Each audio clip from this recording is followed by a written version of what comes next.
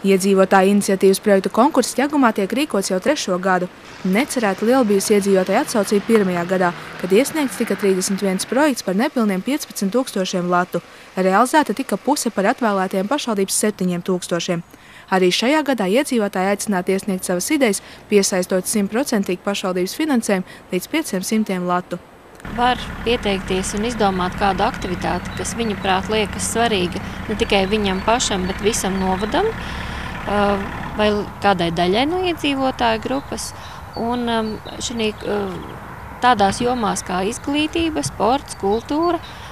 Tātad mēs izglītībā skatāmies dažādus seminārus, kursus, dažādas ekskursijas mācību nolūkos, dažādas citas pasākumus. Tāpat tās kultūrām mēs atbalstam arī pasākumus dažādām mērķu grupām. Konkursa nolūkums neizslēdz iespēju projektu pieteicējiem piesaistīt arī līdzfinansējumu.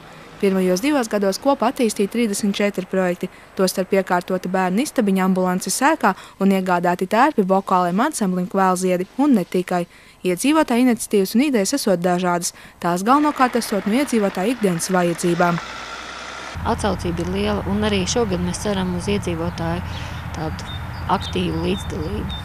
No kura līdz kuram tad iedzīvotāji var iesniegt un kura var iesniegt savus projektus? Tātad visa informācija ir izvietota Ķeguma mājaslapā, ir iespējams atrast gan pieteikuma formas, gan visu pārējo. Un šos projektu pieteikumus var iesniegt Ķeguma novada domē pie sekretārs vai arī pa pastu sūtīt. 2013. gada vietējo iniciatīvu projektu finansēšanai pašvaldības budžetā plānoti 5000 latu. 2011. gadā šim nolūkam tika atvēlēti 7000, bet pērn 6. Projektu pieteikums var iesniegt no 29. aprīļa līdz 28. maijam. Tie būs jāizteno laika posmā no 15. jūnija līdz 15. decembrim. Dācis Tribotska, Laura Liepiņa, Ārtis Supe, Ogres televīzija.